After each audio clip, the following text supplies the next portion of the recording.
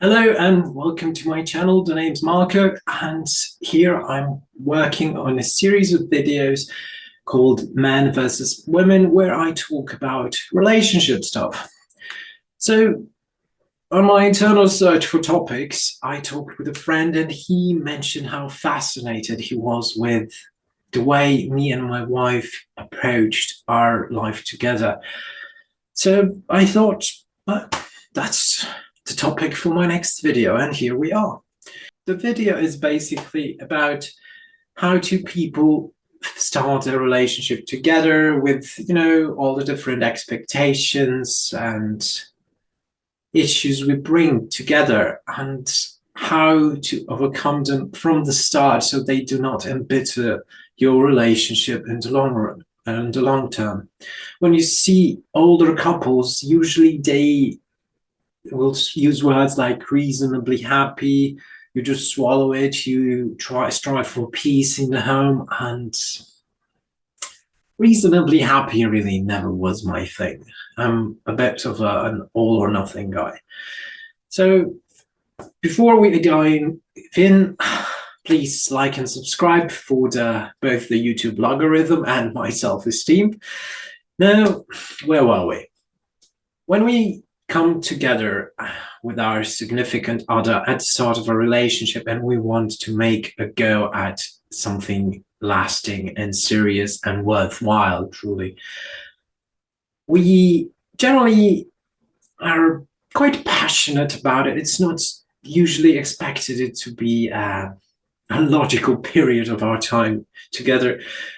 And because of all that, we usually end up with some issues like, as I mentioned before, expectations, different ways of a communication or approaches to communications, or simply put, the way one word can mean something other for our significant other. For then what we actually want from the relationship, how we express our wants and desires, how we interact with other people, or specifically with our significant other. Those are all things we have to iron out when we are in a serious relationship. I mean, one thing is loving a person, the other thing is, and I think everyone who went through that will agree with me, it's a completely different thing to living with one. And we have to learn to live with one another if we want to found a family. So, as I mentioned, expectations usually go on unexpressed. It simply is. It's the most normal, the most logical thing to you. It's utterly reasonable. You don't think about it. You just expect that things will happen in the way you expect them to, right? That's what basically an expectation is. And we usually do not take into account that our partner generally has his or her own expectations that are for him or her probably just as reasonable as yours are for you. Well, the problem is that those expectations are usually different. And in the end, because we don't express them, we don't clear those expectations with one another, they generally remain unfulfilled. And we have to, if we want to stay together long term, if you ask the old couples, you just kind of accept your lot in life, be happy with the little things, just, somehow give up, I suppose. It's good enough. It works. Those are the words we then live by. And as I said at the beginning, it's not something I want for my life, for myself. As I said, I'm all or nothing. And another thing is a very big topic in the Western world, freedom. For freedom, my freedom, freedom from, freedom of, freedom to, freedom in all its forms. But when I come to a relationship, in general, freedom means absence of rules, absence of restrictions, right? And that doesn't really work for people very well. We need rules that give us direction, that tell us how it's the right way, or how to behave, what the consequences will be if we do one thing or another in our actions. And this is the way we feel safe. Freedom is scary. I mean, theoretically, it's a wonderful thing. When you have it in real life, it's terrifying. And it's the same with the relationship. If the rules are not clear and clearly expressed, we're always moved in a limbo of, you feel this is the right thing, but you're not quite sure. This constant insecurity, slight stress, and things grow through time. So because of those expectations, then the differences in the use of language, the basic insecurity of freedom, it's very important.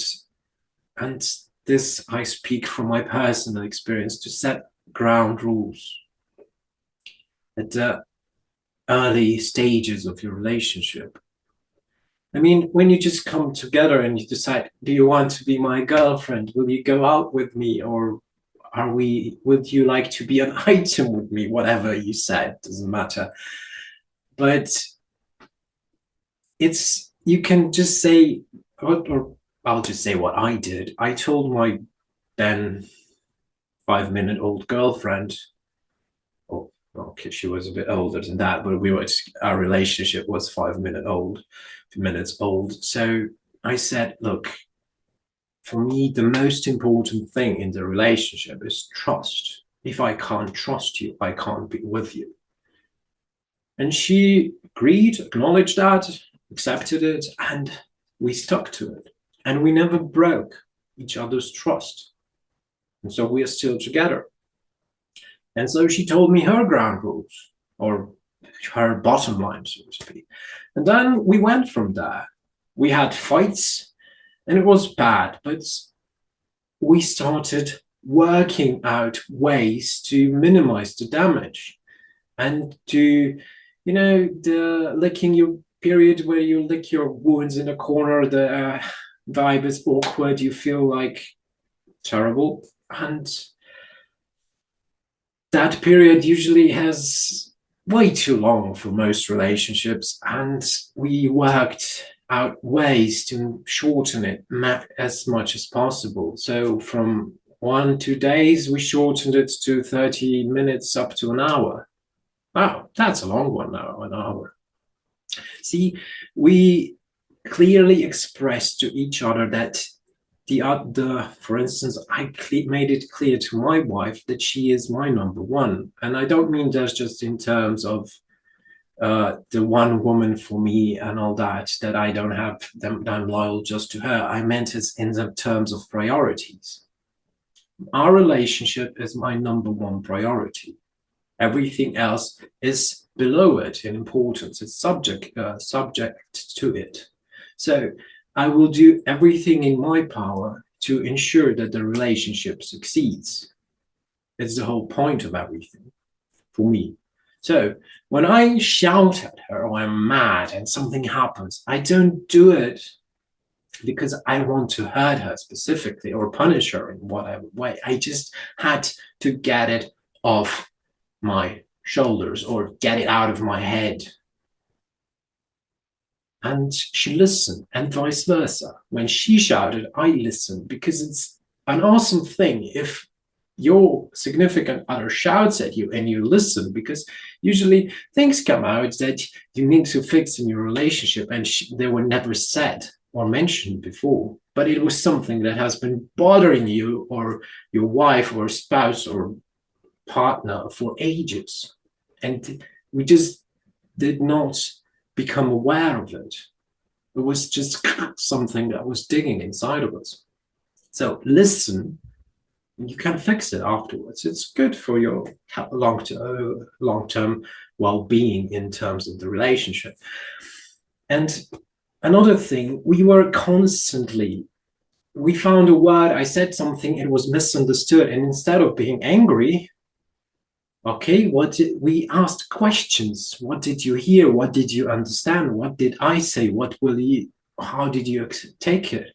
And we talked it over, every word we use. Okay, when I say this, I mean this and this and this. And I understood it. And I understand the word like da, da, da, da. You understand what I mean? We sort of build a communal, our relationship dictionary of words, because we had so many misunderstandings because we used words differently or understood them differently.